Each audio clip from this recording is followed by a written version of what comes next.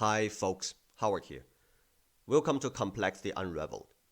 If this is your first time on this channel, we cover a wide range of topics from technology, megatrends, business venture, to macroeconomics and social issues. To put it differently, we are interested in topics that are complex in nature and of great relevance in the society. On this channel, no one will ask you to like, share, or subscribe. So please click on nothing, smash nothing, and buy nothing. If you share our interest in this kind of topics, please give us 15 minutes of your attention and we promise to make it worthwhile. Imagine this. You are participating in a survey and answering the question, what is the most pressing issue in today's world? I bet there is a high chance that climate change would pop up in your mind. Regardless whom you are speaking with, whether politicians, business leaders, or industry professionals, most of them would consider climate change as one of the greatest challenges faced by humanity. It bears significant implications on policymaking, business practice, and our everyday life. Sometimes it feels like not a single day goes by without hearing some news about climate change, and the sentiment around the topic is overwhelmingly positive in recent years. From the rising awareness in society to steady progress in renewable deployment, it appears that we are on a winning streak. So, how close is this renewable future? Today, let's dive into this topic together. The answer at the end might very well surprise you. Starting with the much discussed Paris Agreement. Even though some experts view Paris Agreement as legally non-binding, its adoption is unarguably considered as a milestone in international climate politics and brings years of near-deadlock negotiation to a meaningful conclusion. It entered into force on November 4, 2016, and has been signed by 195 countries as of January 2021. It aims to limit the greenhouse gas emission to a level that would prevent global temperature from increasing more than 2 degrees Celsius above the temperature benchmark set before the beginning of the Industrial Revolution. You might wonder why the 2-degree limit is so significant. As a matter of fact, a more meaningful target would be 1.5 degree, as it came to be known in the widely publicized 1.5 degree report. Crossing 1.5 degree threshold would have severe consequences. Arctic Ocean would become ice-free in the summer about once every 100 years. Coral reefs would decline further by 70 to 90%. And by the end of this century, 6% of insects, 8% of plant, and 4% of vertebrate are projected to lose more than half of their climatically determined geographic range. About 14% of the global population would be exposed to extreme heat wave once every 5 years. In comparison, with a rise of 2 degrees, the percentage will jump to 37%. But with carbon dioxide level topping 420 ppm, the 1.5 degree target appears to many experts as out of reach. Instead of setting a non-achievable target from the very beginning, nations settled for 2 degrees, which is at least more probable than absolutely impossible. You might wonder why it is impossible to hit the 1.5 degree target. To answer that question, let's look at this graph together. To keep the temperature increase below 1.5 degree by the end of this century, total amount of carbon dioxide in the atmosphere must not exceed a certain limit. Since the Industrial Revolution in 1870, 2,400 gigatons carbon dioxide has been released. The remaining contingent, which is the amount of carbon dioxide that would be allowed to enter the atmosphere without exceeding the aforementioned limit, is what we call carbon budget. And the number was estimated to be around 400 gigatons at the beginning of 2020. If we started in year 2000 to slowly reduce our carbon emission, 3% annual reduction would be sufficient. With the carbon peak being pushed further away, the required annual reduction increases dramatically. If the carbon emission peaked in year 2019, the required annual carbon reduction would already reach 15%. Yet, we still haven't seen the peak. As the graph clearly shows, the level of carbon emission is still on a constant upward trend. It is a legitimate question why 15 or for God's sake 20% is literally impossible. You surely can still remember the year 2020. During the unprecedented global lockdown caused by the pandemic, the entire world stood still. Economic activities, global trading, social engagement, almost everything dropped to a historically low level. Even during 2020 with total lockdown, the carbon emission dropped merely 5.4%. By the way, even though the world has not fully recovered from the pandemic yet, in 2021, the carbon emission has already climbed back to the pre-pandemic level. It becomes quite obvious that 2 degrees has long become another unreachable target. In a recent published paper, the researchers have found out that even if nations around the world live up to their climate promises, the planet will still likely warm up to 2.9 degrees. This year's UN report indicates the resulting global warming would be around 2.7 degrees. And we are feeling the heat of it, literally. Even though it is still debatable whether individual natural disaster could be directly linked back to global warming, it is largely agreed that global warming significantly contributes to the surge of natural disaster. A recent UN report suggests that climate-related disasters increased 5-fold in the past 50 years. Here are just a few recent incidents. In 2005, Hurricane Katrina destroyed over 850,000 homes along the US Gulf Coast. The economic losses were estimated to be over 160 billion USD. In 2010, a record-breaking heat wave swept through Russia, driving temperatures in some places above 38 degrees Celsius. According to some estimates, the extreme temperatures contributed to the deaths of more than 50,000 people. And just 1 year later, Japan was hit by a 9.1 magnitude earthquake. It triggered a devastating tsunami which led to the Fukushima nuclear disaster. During the Black Summer in Australia from 2019 to 2020, wildfire burned 186,000 square kilometers, destroyed over 3,000 homes, and killed 3 billion animals. 450 people lost their lives. More than 80% of Australian population was affected either directly or indirectly. The total economic losses could exceed 100 billion Australian dollar. Last summer, the fatal flood in Germany took more than 180 lives and resulted in at least 13 billion euro economic losses.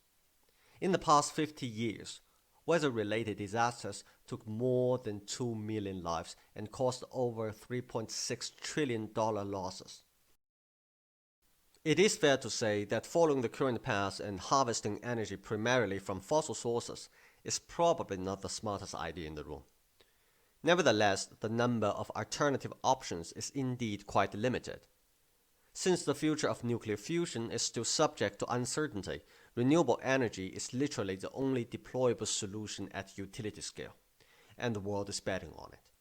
From 2010 to 2019, over $3 trillion was invested in renewable energy globally. The annual investment is expected to reach $700 billion by 2030. Number of employees in the renewable sector has increased 5-fold to over 11 million. The installed capacity globally has more than doubled and reached almost 2.8 terawatt. The price of solar and wind-generated electricity declined 87% and 46% respectively. By reading all these figures, one cannot help but get a rather optimistic impression. We're doing quite okay there. Everything will be fine. Well, is there more to it than meets the eye? Let's have a closer look. The share of renewable electricity in global power generation has increased 50% over the past 20 years. In 2020, 27% of electricity is coming from renewable sources such as solar, wind, geothermal, biomass, and hydropower. As you can see, hydro makes up by far the largest portion of renewable energy. Per definition, hydro is renewable. I mean, it's just water. Although, considering the water scarcity, geographical limitation, and the intensive capex, we will limit the scope of this short video on modern renewable technology, which is solar and wind. As of 2020, solar and wind contribute combined 9% of total electricity we use. But how should we interpret this number? Is 9% good or bad?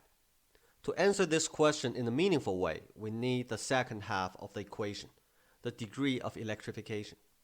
How much of the human society runs on electricity? If the entire human civilization runs on electricity, 100% electrified, so to speak, 9% means quite a lot. It's almost 1/10.